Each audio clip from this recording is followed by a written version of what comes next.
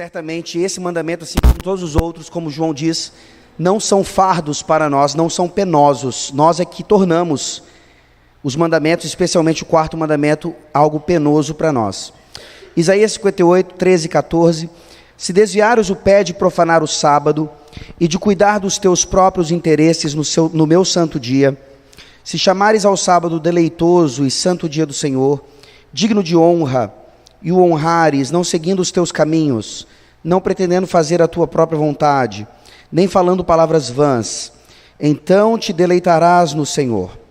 Eu te farei cavalgar sobre os altos da terra, e te sustentarei com a herança de Jacó teu pai, porque a boca do Senhor o disse. Amém. Então veja só que interessante, no versículo 13, o profeta, recebe a mensagem do Senhor, que diz, se chamares ao sábado deleitoso, e o versículo 14 faz a ponte fundamental, então te deleitarás no Senhor. Tá? Um sério problema que nós temos quando recuperamos a doutrina do dia do Senhor, quando aprendemos a guardar o dia do Senhor biblicamente, é que, como eu falei ontem, Satanás tenta nos fazer não guardar o dia, e quando ele vê então que a Bíblia nos convenceu e começamos a guardar, ele tenta transformar esse dia em algo idólatra. Nós começamos então a tratar o dia além do que a Bíblia ensina, transformando um no ídolo. E só para deixar bem claro, infelizmente, esse é um tema que tem dividido, sempre dividiu e ainda divide até mesmo os adeptos da teologia reformada. Por isso que ele é muito importante de sempre ser tratado, para que nós entendamos que estamos seguindo uma herança bíblica que se manifesta claramente nos símbolos de fé de Westminster, e se somos presbiterianos, em tese, isso é aquilo que nós cremos e deve ser, então, a nossa prática. E nessa divisão, você vai ouvir muitas pessoas usando a falácia da argumentação de Calvino. Vejam, a argumentação de Calvino não é falaciosa. O uso dessa argumentação é falacioso. Que é qual? Você vai chegar para alguém, que é reformado também, e vai dizer, poxa vida, nós estamos lá lutando para guardar o dia do Senhor, e você vai numa igreja presbiteriana que também é reformada, e lá as pessoas estão assistindo o jogo da Copa do Mundo no domingo e postando lá nas suas redes sociais. Às vezes até juntando a igreja para assistir num telão na igreja. Isso você vai ouvir dos seus filhos, eu ouço constantemente, Até porque eles são pecaminosos também. Eles não estão pensando no bem da igreja, eles estão falando assim, poxa pai, você me proíbe de fazer um monte de coisa, e tem o meu amiguinho ali que está fazendo tudo o que ele quer. Manda eles pararem também. É o nosso desejo egoísta de, se eu estou sofrendo porque eu não posso curtir o domingo, eu quero que os outros sofram também, junto comigo. Então, nesse sentido, as pessoas dizem assim, até pastores, não, eu guardo o dia do Senhor como Calvino ensinava. Isso é totalmente falso.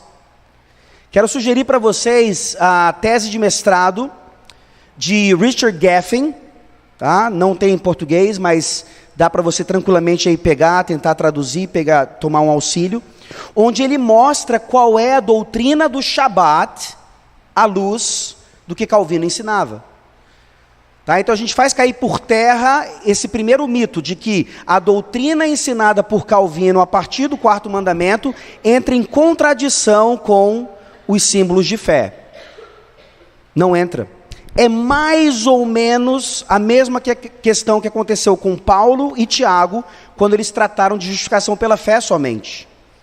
Alguns vão dizer que Paulo e Tiago estavam se contradizendo, o próprio Lutero, queria tirar a epístola de Tiago das Escrituras, porque ele achava que ofendia aquilo que ele considerava ser justificação pela fé somente.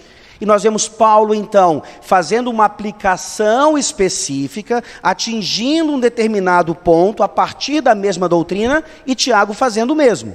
Só que agora atacando outro lado, outras questões a partir da mesma doutrina. Tá bom? Então, uma coisa que vocês têm que pensar seriamente, debater, discutir, continuar conversando e orando a respeito, é se você realmente entende que os símbolos de fé de Westminster refletem o que a palavra ensina sobre o dia do Senhor. E se refletem, meus irmãos, então é benefício nosso colocar essas coisas em prática, tá bom? E não ficar usando Calvino ou outros para justificar os nossos desejos pecaminosos que não nos deixam, então, aproveitar esse dia como a feira da alma verdadeiramente. Uma coisa que a gente precisa lembrar também é que a ideia de descanso não é uma ideia de simplesmente folgar. Tá? A gente tem essa noção de que trabalho, então, também é algo penoso, suado, sofrido, e graças a Deus agora, então, é sexta-feira, porque eu não vou precisar mais trabalhar até segunda-feira. E aí, na Bíblia, nós vemos que o descanso nunca foi uma ideia de inatividade. Quantas vezes aprendendo sobre o dia, né? Você começa a racionalizar assim: eita, agora eu não vou poder fazer mais nada no dia. A gente vai ficar em casa olhando um para a cara do outro, contando as horas do relógio para o dia passar logo, para que então eu possa finalmente fazer alguma coisa. Ora, o pensamento é completamente errado. Porque nós deixamos de fazer trabalhos legítimos de segunda a sábado para fazer agora outras obras. E isso está dentro de noção de descanso. É só você se lembrar do próprio modelo de Deus. Deus criou todas as coisas em 6 dias, e no 7º dia ele descansou. Deus estava cansado, não estava, de ter criado todas as coisas em 6 dias? Não. Não dormita nem dorme o guarda de Israel, ele não estava cansado. O descanso de Deus e o nosso, ainda hoje, mesmo depois da queda, é primordialmente um descanso espiritual, um descanso de contemplação. Claro, envolve descanso físico, envolve, mas não é a única coisa.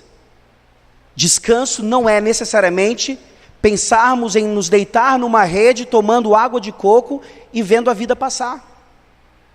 O descanso nunca foi uma ideia de inatividade. Aí eu pergunto para vocês, de onde vem a palavra domingo? E até o vocabulário do português nos ajuda a resgatar isso na nossa própria cultura. Da onde vem a palavra domingo? Não, daí vem a palavra dia do Senhor. Eu estou perguntando literalmente a palavra domingo. Isso, mais especificamente de domini. Tá? Dominus é o nominativo, que seria o sujeito, ou o substantivo do latim, que quer dizer Senhor. E domini é o genitivo, que significa do Senhor. Tá? Então, até o português, e obviamente aí você tem toda uma carga romana por trás disso, de Portugal e toda esse passado que nós conhecemos. Não obstante, é algo que Deus já então nos auxilia, ou traz para nos auxiliar nesse resgate. É impressionante quando você vai até para o catecismo do catolicismo romano, e lá o 4º mandamento para eles é o 3º mandamento, né? Porque eles juntam os 2 primeiros e separam o 10º, para justificar algumas idolatrias. Então, para eles, quando você analisa lá o 3º mandamento, que biblicamente é o 4º, você vai ler ali e você vai falar assim: uau, isso aqui é quase Westminster. E aí você vê ali algumas deturpações já, mas no entanto, o princípio geral do que significa o domingo, ou seja, um dia do Senhor, o que isso representa para o cristianismo. E aí eu gostaria de ler aqui, já a pergunta 116 do Catecismo Maior, exatamente demonstrando isso, né? O Catecismo Maior, em todos os mandamentos, ele começa por aquilo que é exigido, e não por aquilo que é proibido. Ele começa por aquilo que é positivo e não por aquilo que é negativo. E é interessante que você sempre pensa assim: o quarto mandamento no Catecismo Maior, ele parece farisaísmo. Não pode isso, não pode aquilo. Parece asceticismo lá, como é dito em Colossenses: não pegue nisso, não beba aquilo, não toques nisso. E o próprio Paulo fala que isso aí não tem nada, não tem nenhuma força ou eficácia contra a sensualidade. Sabe o que é engraçado? Que todo mundo diz isso a respeito do quarto mandamento, mas ninguém diz isso a respeito, por exemplo, do sexto mandamento. Se você chega numa igreja e fala assim: não cometa aborto, ninguém vai chegar para você e dizer assim: isso é farisaísmo. Não traia sua esposa, isso é farisaísmo. Não roube de alguém, isso é farisaísmo. Não, ninguém diz isso. Por que dizer então que não devemos fazer comércio no dia do Senhor é farisaísmo? Então sejamos consistentes com a própria estrutura do nosso catecismo, que representa o que a Bíblia ensina. Pergunta 116, o que é exigido no quarto mandamento? O quarto mandamento exige que todos os homens santifiquem ou guardem santos para Deus todos os tempos especificados, que Deus designou em sua palavra, expressamente um dia inteiro, assim continuar até o fim do mundo, o qual é o sábado cristão. Olha que interessante a linguagem que eles usam, né? É o Shabat cristão. E aí, se no português a palavra domingo nos ajuda, a palavra sábado não ajuda tanto. Porque qual é o dia que teoricamente nós realmente paramos de trabalhar e mais curtimos a vida ou a folga? O sábado, né? O domingo é chato, tem que ir para a igreja e outras coisas chatas também. E que no Novo Testamento é chamado o dia do Senhor, entre parênteses aqui, o domingo, né? Do latim domini. E aqui, rapidamente, um breve parênteses, que na verdade está dentro da instrução. Vejam que o catecismo fala expressamente um dia inteiro. E eu não consigo entender como algumas pessoas, até reformadas, insistem numa ideia que para mim é completamente alheia, tanto à Bíblia, como também à nossa herança reformada. A ideia de que o dia do Senhor vai até o término do culto solene vespertino. Isso não faz o menor sentido. Os dois cultos no dia, eles não estão ali para marcar o início e o final do dia. Porque consistentemente, o que nós deveríamos dizer? Se o fim do dia do Senhor é o término do culto vespertino, qual é o início dele? O início do culto matutino. A consistência lógica nos levaria a isso. Mas Westminster nos deixa claro, mostrando tanto da criação como da redenção, e aqui entra até um aspecto muito legal, né, na nossa luta contra o evolucionismo, e até mesmo a ideia de evolucionismo teísta, de que Deus não criou necessariamente em 6 dias literais, mas eram eras ou grandes espaços de tempo. Sempre foi dia.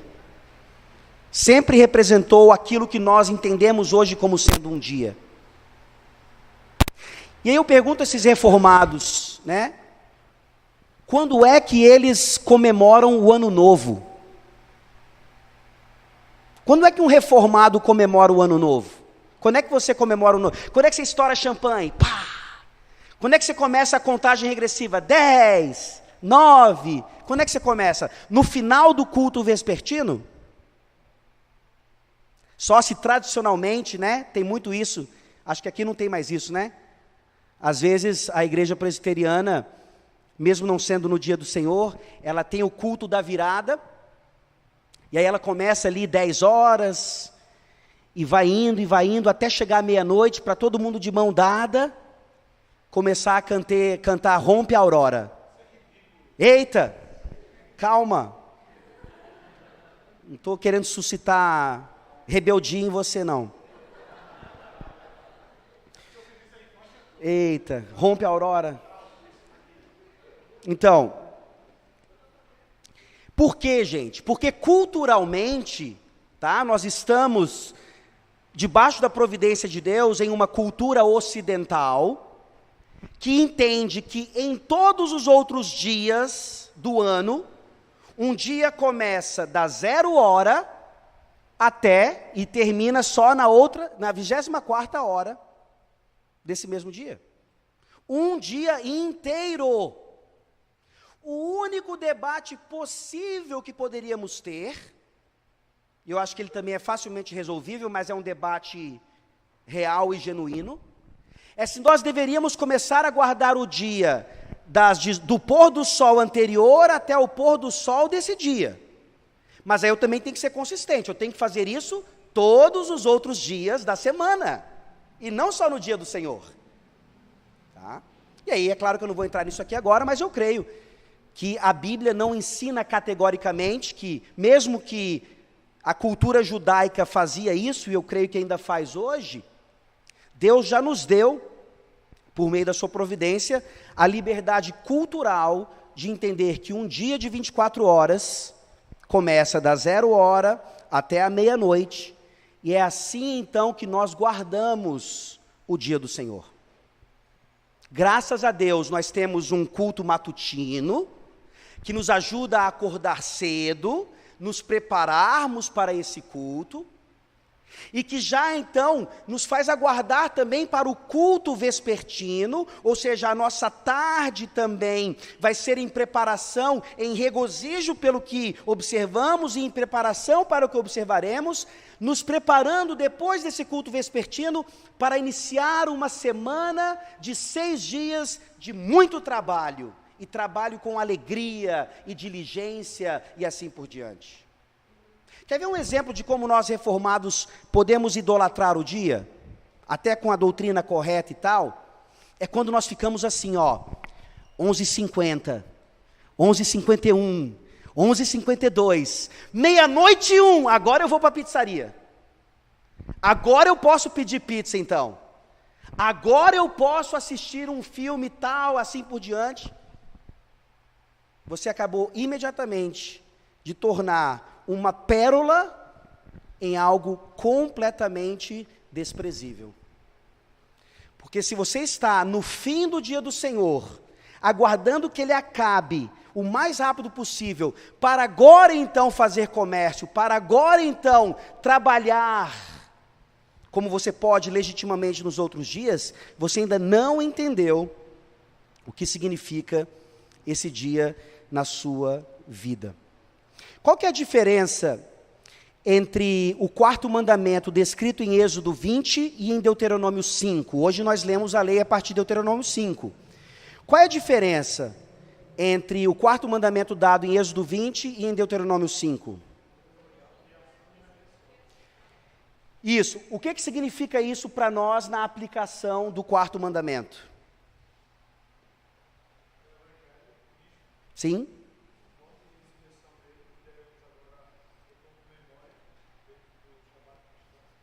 E o que mais?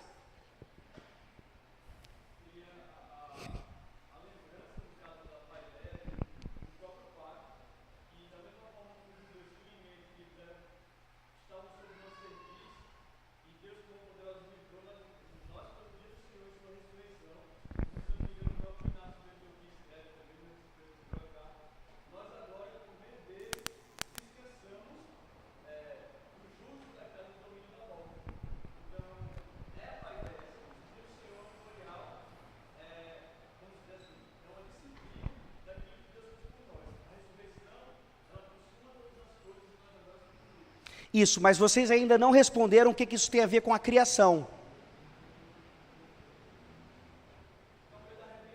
Isso.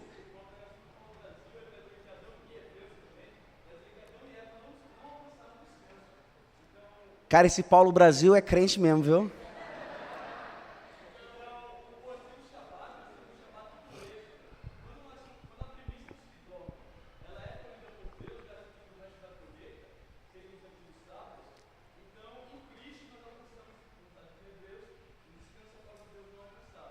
Pronto. Vamos lá.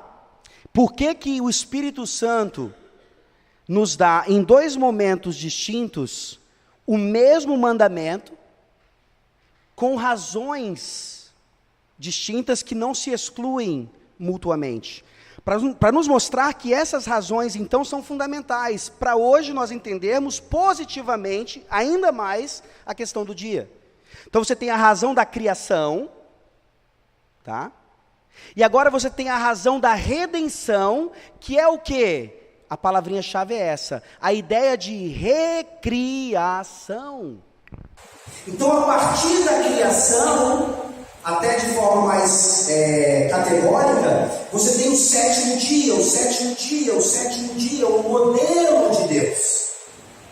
E agora, a partir da recriação, que é a ressurreição de Jesus Cristo, você tem o primeiro dia, o primeiro dia, o primeiro dia. É isso que os adventistas do sétimo dia precisam aprender ainda mais categoricamente, para se arrependerem de seus pecados e realmente se tornarem novas criaturas em Jesus Cristo.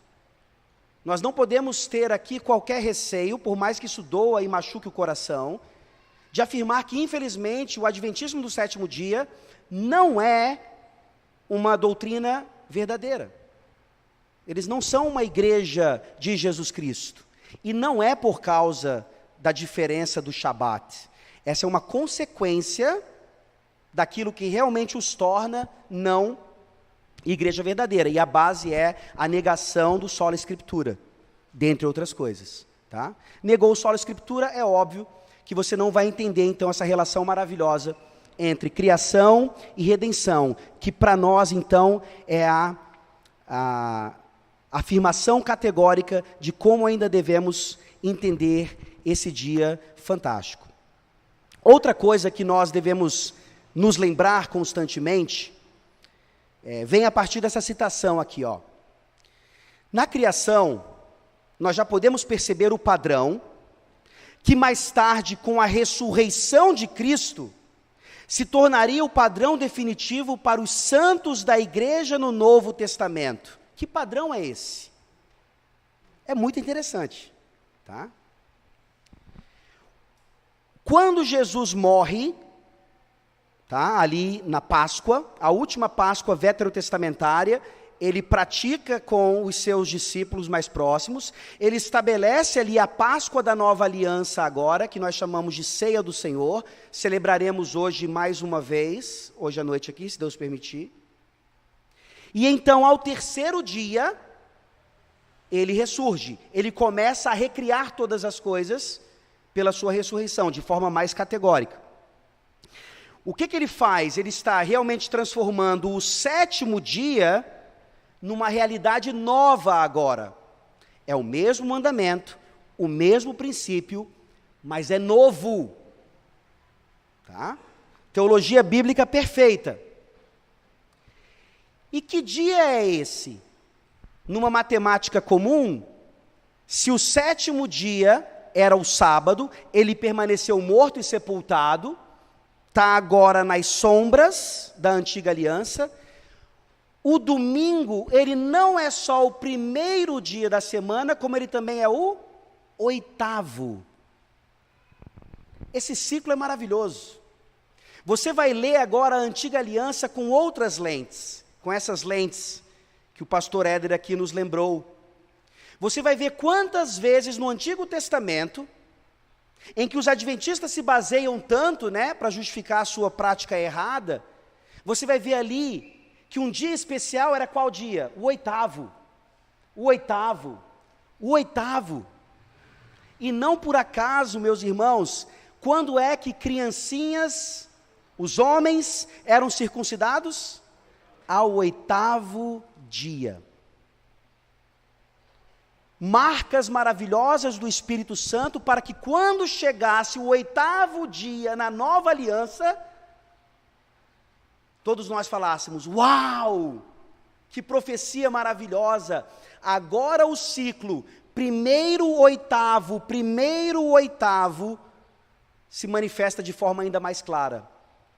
Nós começamos a semana com descanso e culto a Deus, e terminamos a semana com descanso e culto a Deus. É só no cristianismo, né, que o domingo não é fim de semana. O domingo é o início da semana.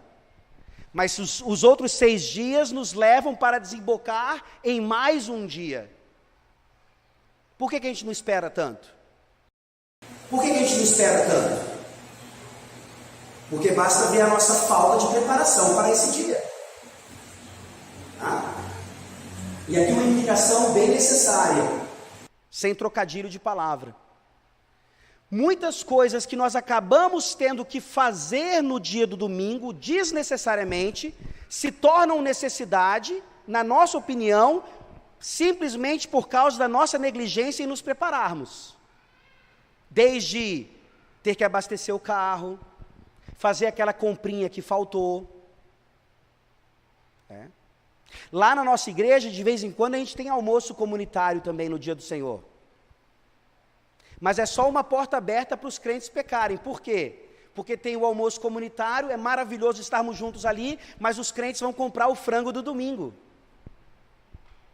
Eles vão comprar o frango do domingo. Ou seja, não faz sentido você ter um almoço comunitário se você ainda não entendeu que o frango do domingo, para Deus, não é agradável. Não é agradável.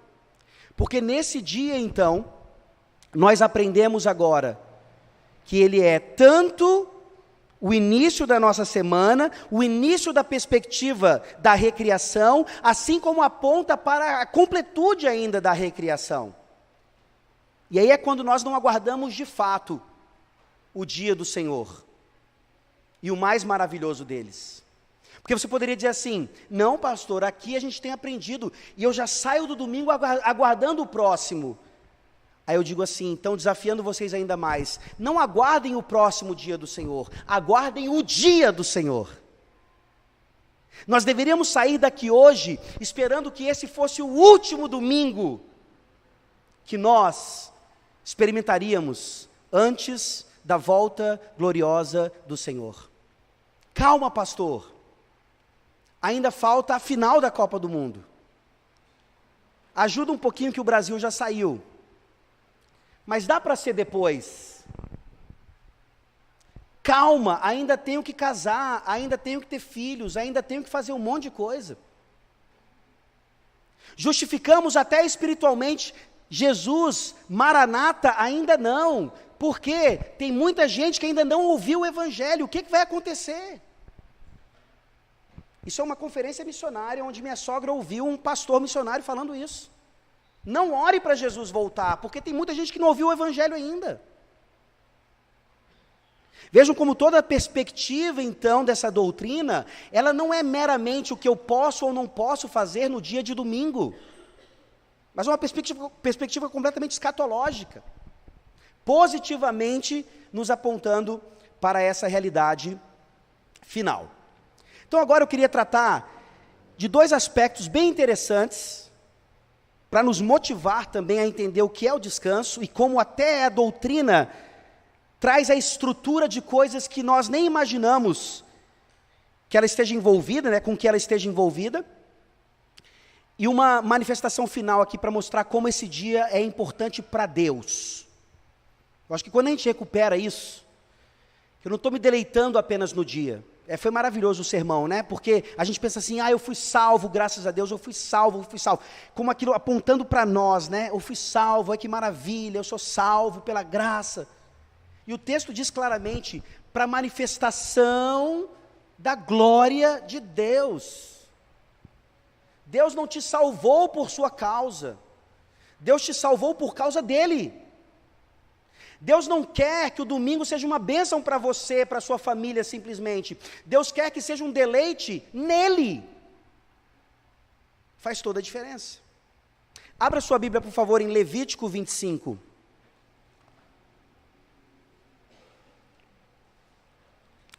Levítico 25, aqui nos mostrando, né, como aplicamos a lei de Deus ainda no século 21. fazendo a teologia bíblica em Cristo.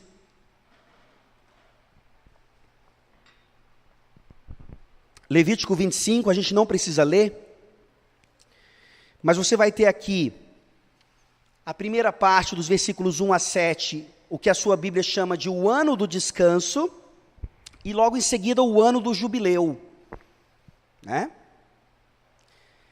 Infelizmente, muitos presbiterianos, inclusive pastores, eles vão pegar isso aqui e vão dizer, isso aqui era coisa de Israel.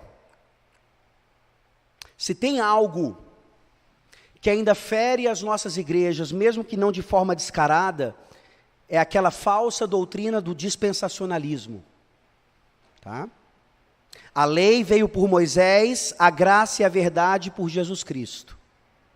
Isso atinge homens tão preparados, até como o próprio Jay Adams.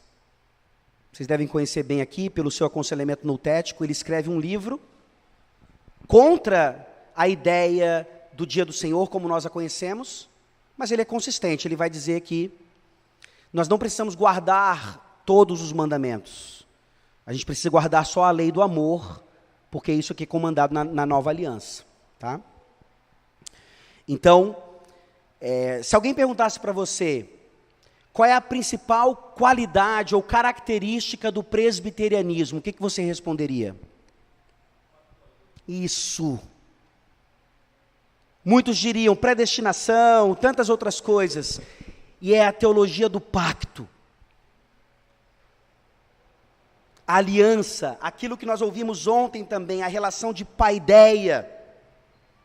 Então Levítico 25 é tanto para o povo de Israel naquela época, naquela cultura agrícola, como é para nós hoje, numa cultura completamente tecnológica, de meninos como eu, né? Meninos da cidade.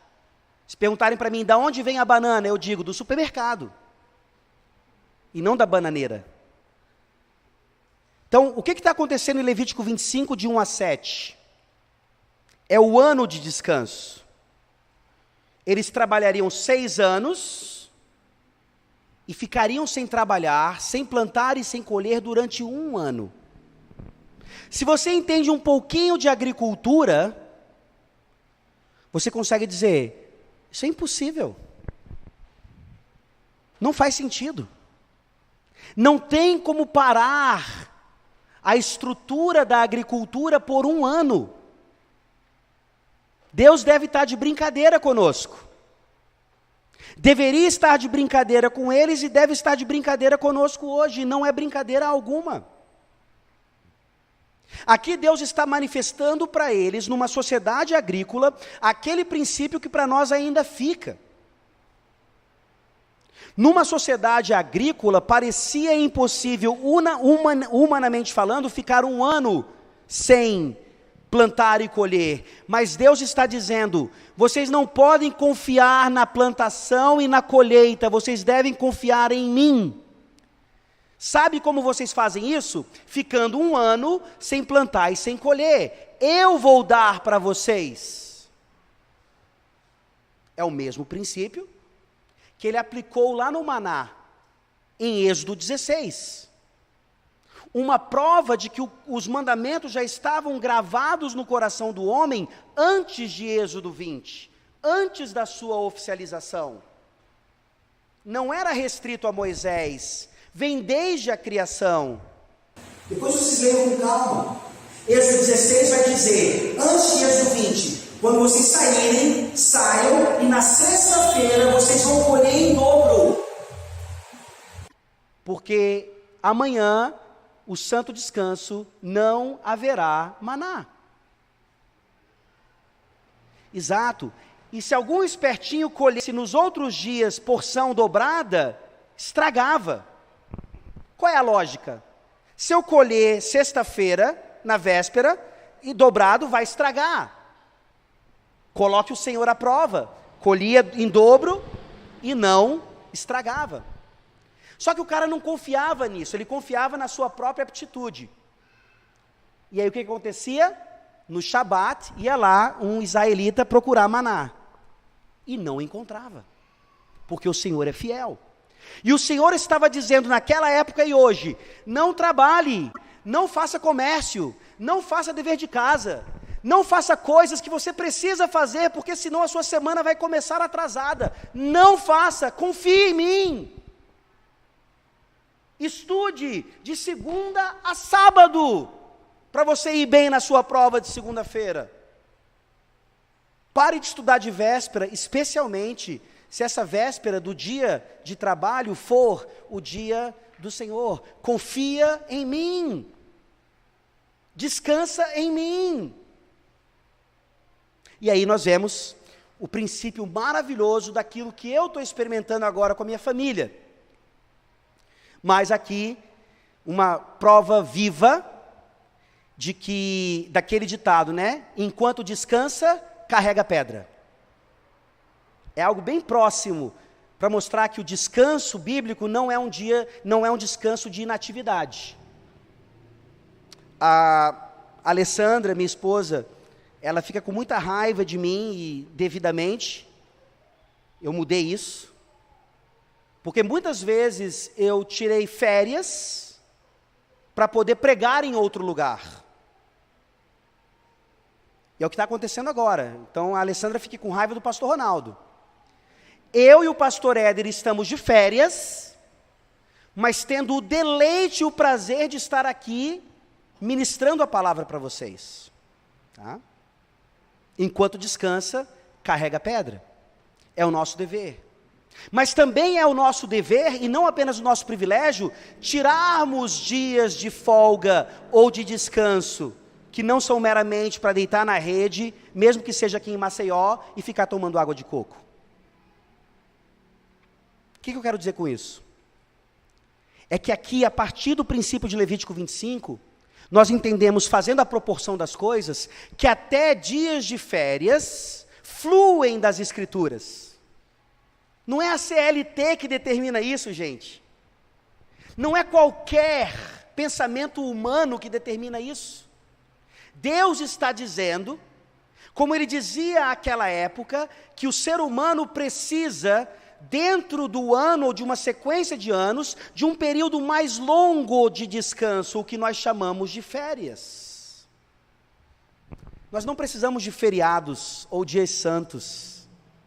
Nós precisamos de férias. É por isso que eu acho que umas coisas que nós poderíamos orar a respeito e até mudar, é não ficarmos tão alegres nos feriados prolongados, especialmente se eles forem romanos, e que nós pudéssemos continuar trabalhando nesses dias. E que nós pudéssemos continuar fazendo o mandato cultural e descansando adequadamente nos 52 domingos que Ele nos dá por ano e nessas férias, não só merecidas, como comandadas pelas Escrituras. A diferença é essa: nós não somos uma sociedade agrícola. Deus não está mandando, assim como várias outras coisas culturais do Antigo Testamento, que nós trabalhemos 6 dias. Ah não, então agora ser reformado eu vou trabalhar 6 anos, e vou folgar um ano inteiro. Isso é ser reformado. Isso é ser burro. Porque Deus quer que nós entendamos então a proporcionalidade das coisas.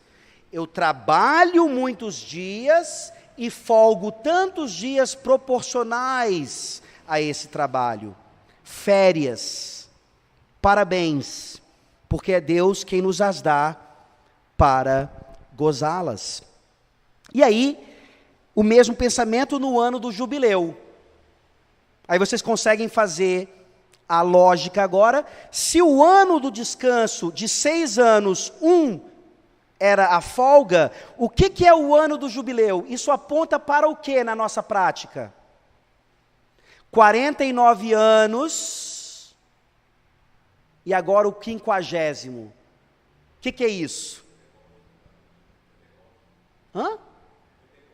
Sim, filho, mas seja menos espiritual. Vocês são espirituais demais. Seja mais real. Deus, Ele nos dá a teologia na vida prática. Aposentadoria. Você está aí a reforma da Previdência, uma loucura e tal. quando Deus nos dá na Bíblia, nas Escrituras Sagradas, o princípio que nós precisamos de entender então que eu trabalho mais ou menos proporcionalmente 49 anos para a partir do 50º então me aposentar. É só fazer a matemática. Se você começa a trabalhar mais cedo, teoricamente, a aposentadoria vai ser mais cedo. Mas qual é o nosso pensamento? Sem querer bater aqui em quem é concursado público, tá? Mas já batendo.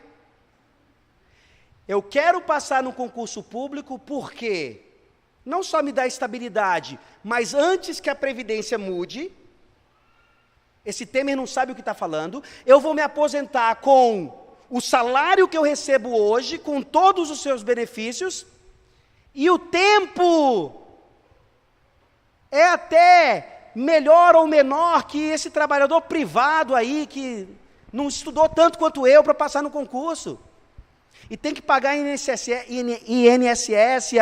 e Previdência Privada, para talvez ter condições de comprar os remédios quando o corpo já não aguenta mais e a pessoa tem que não trabalhar tanto. Vejam como o dia do Senhor e todas as suas aplicações, eles transformam toda a nossa realidade. A ponto de dizer assim, férias e aposentadoria são privilégios nossos. Sabe para quê? Para nós continuarmos trabalhando. Você tira férias não só para ir para Maragogi ou para Maceió, para curtir praia com a família e deixar um pouco o trabalho de lado. Verdadeiro. Mas é minha esposa entender, juntamente com os meus filhos, que se eu estou aqui e eu recebo um convite e ele é viável, eu vou e ensino e prego. Nós tiramos férias, e isso é uma prática que muitas vezes acontece na igreja sem que eles saibam por quê. Não apenas para me livrar da escola ou do trabalho, mas para eu poder fazer essa viagem missionária, talvez de curta duração, que eu não posso fazer nos outros dias. Eu estou descansando, não para ficar inativo, eu estou descansando para fazer outras obras que eu não posso fazer, porque o meu dever durante o ano é trabalhar no comércio, é trabalhar na repartição, é trabalhar na escola, é trabalhar no meu escritório. Você não é mais espiritual porque você tem uma vida missionária. Você é espiritual onde quer que você esteja. E é mais espiritual ainda, porque quando você tira férias, você ainda vai fazer a obra do Senhor. Que coisa maravilhosa. E aí isso nos ajuda a entender quando é que o crente se aposenta. Quando é que o crente se aposenta? Literalmente. No caixão. Porque o seu privilégio, meus irmãos, de se aposentar do seu trabalho, que lhe sustenta agora, do qual você tira um pouco do sustento, para ser a sua previdência lá na frente. Exatamente porque lá na frente, o seu corpo já vai estar desgastado. E você não está então deixando de trabalhar simplesmente para curtir a vida. Você vai deixar de trabalhar agora, e tendo juntado dinheiro suficiente, você vai estar mais livre, sabe para quê? Para servir a Deus. Se quiser, pode continuar trabalhando em outra coisa, não tem problema. Deus fala para trabalharmos, para produzir riqueza, para investir no reino de Deus. Para você ser independente financeiro e poder dar muito mais do que apenas 10% para o reino de Deus. Para você poder ajudar então seus filhos a não ficarem dependentes desse Estado nosso aqui, que escraviza pessoas com o salário mínimo e tantas outras coisas. Olha o brilho da doutrina, gente. Não é simplesmente poder ou não comprar um pão domingo. E se é isso que a gente está discutindo ainda, que coisa pequena. E só, já que eu mencionei, não é para comprar pão. Ou coma o pão dormido, ou se você é desesperado por pão fresco, aprenda a fazer pão.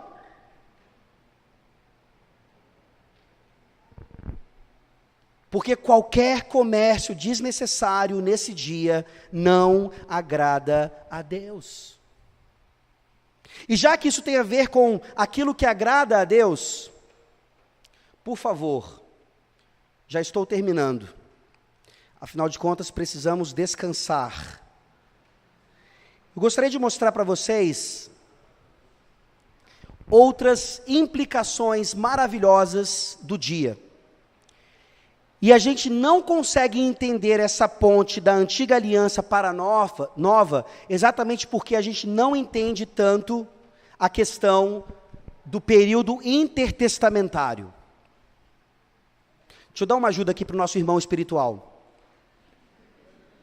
Se acertou, Pentecostes, beleza. Seja mais espiritual ainda. Pentecostes foi qual dia da semana? Não, no 8º! Era no 8º na antiga aliança, Os judeus estavam celebrando o Pentecostes ali no 8º, que para nós é o primeiro. Entendeu? Yes! Não esquece mais agora. E aí a gente vê que isso é um estabelecimento de Deus até para uma dimensão linear da história. Você pega o Shabat na criação, Gênesis 2, o Shabat na lei, está claríssimo. O Shabat no pré-exílio, lemos aqui Isaías falando pré-exílio, Jeremias falando pré-exílio, lá em Jeremias 17, não tem tempo de ler agora, depois eu passo para vocês. Você tem o estabelecimento da profecia em relação ao Shabat durante o exílio, Ezequiel falando para o povo, no pós-exílio, Neemias, e é sempre a mesma coisa, sempre. E aí você tem o período intertestamentário, os 400 anos de errado, e minha esposa caiu. 400 anos de silêncio? Não! O que o povo tinha já nas mãos? De Gênesis a 2 Crônicas, não é Malaquias, a Bíblia hebraica. De Gênesis a 2 Crônicas, Deus nunca ficou em silêncio com o seu povo. Deixa eu te ajudar, minha querida. É claro que ele não deu nenhuma nova revelação naquele momento. O próximo profeta seria João Batista, mas ele não estava em silêncio. O povo de Deus calou a boca de Deus ao preferir as tradições humanas do que a sua própria palavra. E aqui é perigosíssimo. Eu acho que a gente nunca vai chegar lá, mas é bom ficar um alerta. Guardando as devidas proporções, é como se nós reformados de fato aprendêssemos mais ou guardássemos mais a questão do dia do Senhor ou qualquer outra doutrina a partir dos símbolos de fé do que pelas escrituras sagradas. Meus irmãos, como é fácil Satanás pegar isso aqui, que é maravilhoso, e transformar em algo maléfico para nós. Então isso que eles fizeram ao longo desses 400 anos. Eles começaram a estudar a interpretação, da interpretação, da interpretação, da interpretação, da interpretação. E eles achavam que estavam guardando o 4º mandamento. Deixa eu ler para vocês aqui, ó. As 39 abot, 39 sendo o número de vezes que a palavra trabalho ou labor aparece nas escrituras judaicas, eram consideradas como tendo sido formuladas pela grande sinagoga, debaixo da presidência do próprio Esdras. E com isso eles chegaram à conclusão então de que 1529 proibições eram devidas no 7º dia da semana. 1529 proibições. Aí vem um engraçadinho hoje, que quer te chamar de neopuritano e fala, viu? Você não vai para a praia para fazer comércio indevido ou outras coisas? Você é um fariseu. Jesus é o nosso descanso. Se liberta disso. Isso é coisa de radical. Isso é a mesma coisa que o povo estava fazendo naquela época, por isso eles não reconheceram Jesus como Messias. E eu digo para vocês, essas 1529 proibições, elas estavam erradas porque elas não eram bíblicas. E você vai para essa lista maravilhosa do 4º mandamento, assim como outros no Catecismo Maior, e você vê ali que as aplicações são bíblicas. E é por isso que elas estão longe de ser farisaicas. Nós podemos torná-las assim, mas elas não são na sua essência. Sim, essas 1529, então, proibições, fizeram com que aqueles homens, zelosos pelo dia, perdessem o verdadeiro descanso. Idolatravam o dia e rejeitaram o Senhor do dia. Deixa eu só ler essa aqui, porque é muito interessante, de forma bem prática.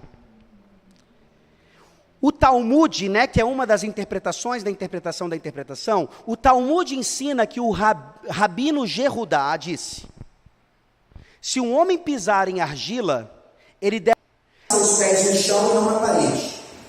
Mas Rabhá disse, porque ele não deve fazer isso?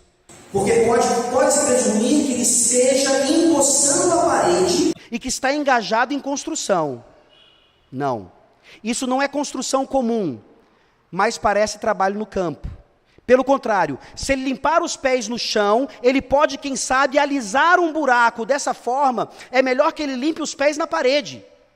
Por essa mesma razão, ele deve limpar seus pés nos lados de um buraco, para que não o torne mais liso. Os rabinos ensinavam que o homem pequeno não deveria vestir um sapato grande, para que não caísse do seu pé e ele ficasse impelido a carregá-lo. Ele poderia, entretanto, vestir uma camisa grande, pois não haveria o perigo de tirá-la e carregá-la. Mulheres eram proibidas de se olhar no espelho no dia de descanso, porque elas poderiam descobrir um cabelo branco e tentar arrancá-lo. Ato que este seria um grave pecado. Se no descanso uma parede caísse em uma pessoa, e se tivesse dúvida se essa pessoa estaria ou não embaixo dos escombros, se estaria morta ou viva, se seria judia ou gentia, seria um dever afastar os escombros suficientemente para se encontrar o corpo. Se a pessoa não estivesse morta, o trabalho deveria ser continuado. Mas se estivesse morta, nada mais deveria ser feito para desprender o corpo dos escombros.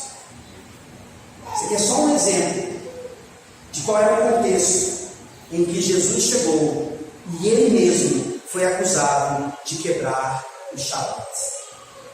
Nós vamos terminar com esse texto. E antes disso, eu queria mostrar então para vocês quão importante de fato é o Shabat para Deus e como deveria ser para nós. Você já leu o Antigo Testamento diversas vezes? Você percebe que Deus, por meio de seus profetas, quando ele queria corrigir Israel, ele não dizia, vocês assassinaram, vocês furtaram, vocês tomaram meu nome em vão. Ele poderia ter dito todas essas coisas, mas de uma forma geral, o que ele dizia? Vocês não guardaram os meus sábados. Ele dizia isso exatamente para mostrar que talvez todos os outros mandamentos fossem realmente quebrados, porque nós não apenas não nos lembramos adequadamente do Shabat, mas fazemos questão de esquecê-lo por causa dos nossos deleites e da nossa teologia falsa. Quando os profetas querem dar a entender que toda a religião está subvertida, queixa-se Deus de seu sábado, que seus sábados foram profanados, violados, não santificados. Como se possa de lado essa deferência, nada mais restasse em que pudesse ser honrado. Olha que coisa!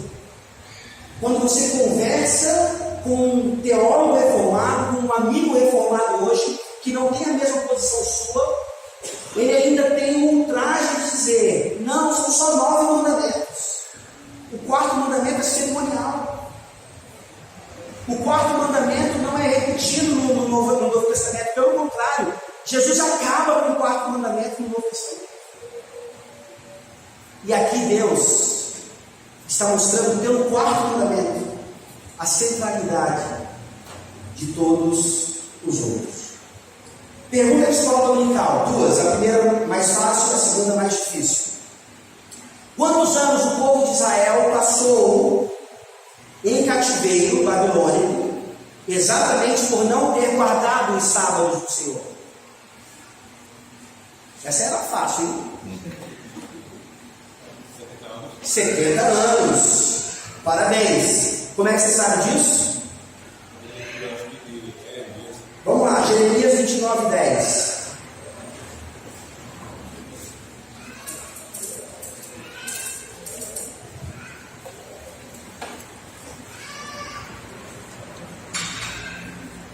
Jeremias 29, 10.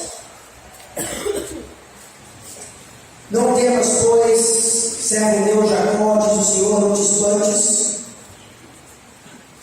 Ó Israel, pois isso te livrarei das terras de longe, da tua descendência, da terra do exílio.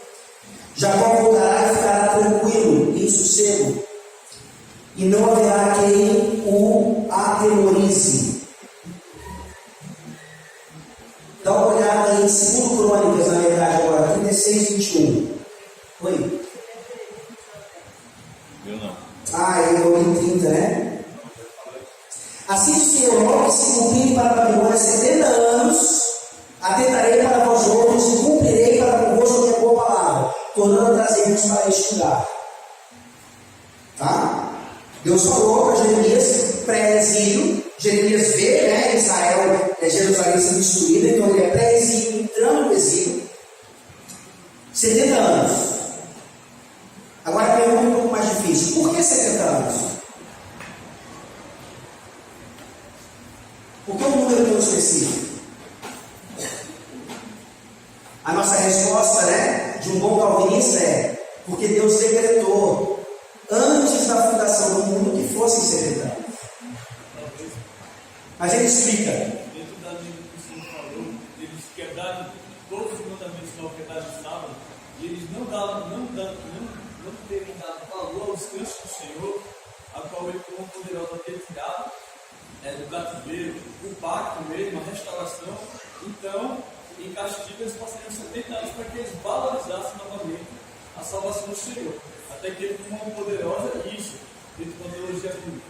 Já no calvinismo, já indo para a questão do descanso definitivo, esses 70 anos seria pago de toda desobediência que poderia ser no sábado, a suma da guarda de todos os restantes seria quase completa.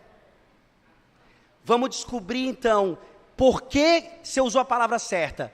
Os 70 anos foram a paga. A paga do quê? Você disse, a desobediência. Mas o que necessariamente? Olha aí, 2 Crônicas 36, 21. 2 Crônicas 36, 21.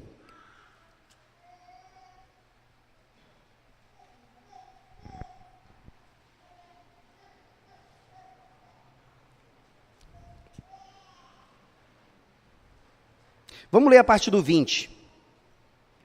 Os que escaparam da espada, a esses levou ele para a Babilônia, onde se tornaram seus servos e seus filhos, até o tempo do rei da Pérsia, para que se cumprisse a palavra do Senhor por boca de Jeremias, até que a terra se agradasse dos seus sábados. Todos os dias da desolação repousou, até que os 70 anos se cumpriram. Uau! Sabe por quê eles trabalhavam 6 anos e folgavam 1? Porque a terra precisava descansar também. O que diz lá em Romanos 8? Um pouco antes daquilo que o pastor Éder mencionou hoje no sermão. A criação geme pelo quê? Pela redenção, pela adoção final. A mãe terra, não. a criação foi sujeita a sofrimento por causa do homem, que desde Adão preferiu o seu próprio deleite do que se deleitar no Senhor. Para que isso fique ainda mais cravado, por favor, por que Jeremias fez a profecia? Vá para Levítico 26. Isso já está no Pentateuco. Levítico 26.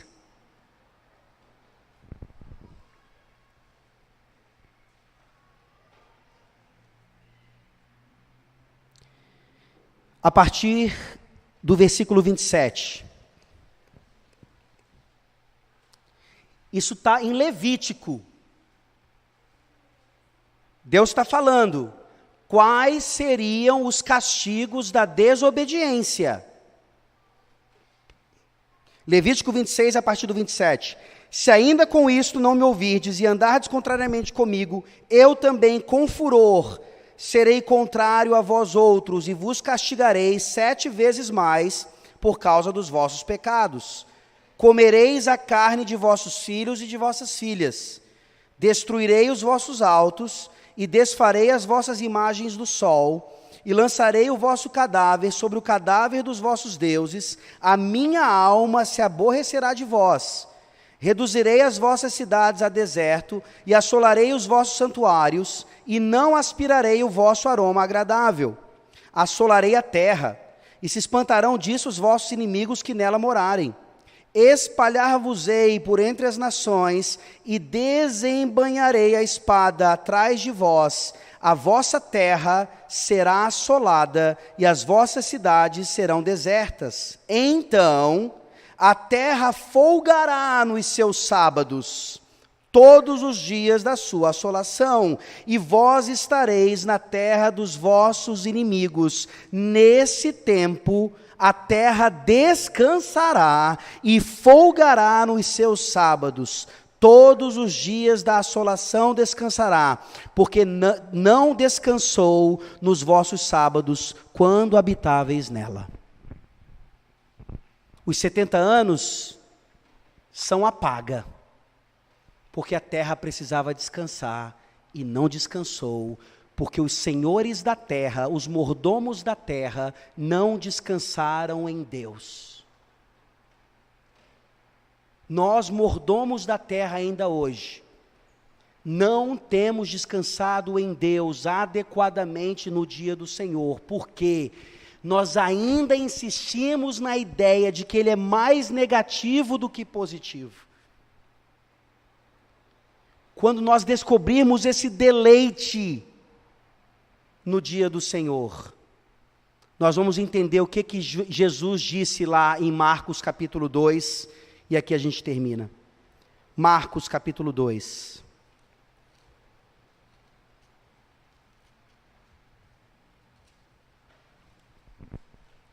Versículos 23 a 28.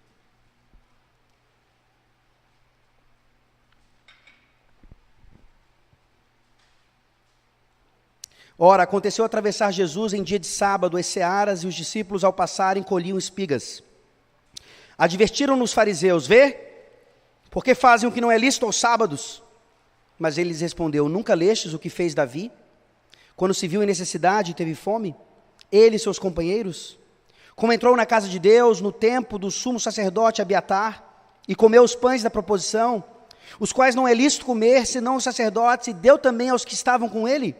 E acrescentou: o sábado foi estabelecido por causa do homem, e não o homem por causa do sábado.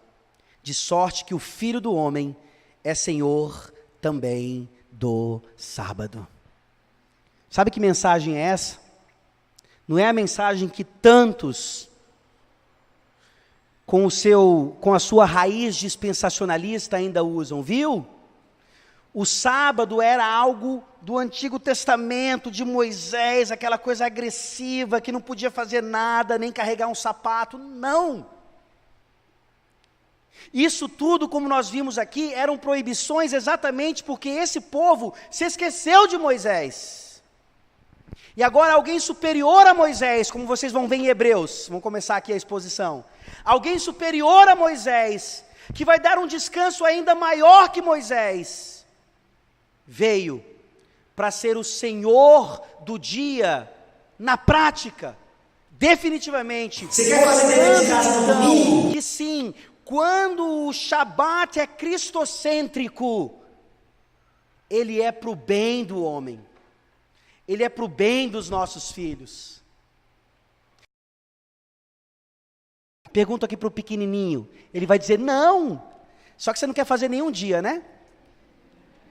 Você não faz no domingo, meu querido, porque você é livre disso. Mas nos outros dias a gente faz com afinco, com diligência, não precisa nem o pai pedir. Mas no dia do Senhor, eu descanso do meu dever de casa, porque eu vou para a rua evangelizar, eu vou para a rua atender os necessitados, eu vou para o hospital visitar aqueles que eu não posso durante a semana, eu vou no presídio, porque eu não tenho tempo para fazer isso durante a semana, eu vou fazer outras coisas com o meu tempo de descanso, para a glória de Deus, até ver o seu reino de fato chegando. E o dia do Senhor, final, se apresentar, e nós então nos achegarmos até Ele, sem dúvida alguma, apenas com graça e sem mérito algum, mas mostrando, Senhor, obrigado, nós entendemos o que era o dia do Senhor, nós entendemos que ressurreição é vida nova, é caminhar em santidade, aqui está os frutos da minha mão, que o Senhor mesmo desenvolveu em mim, que o Senhor mesmo me fez desfrutar. Isso é descansar no Senhor.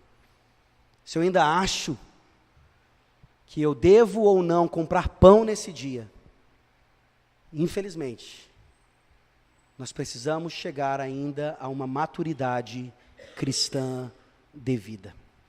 Que Ele assim nos ajude a descansar nele.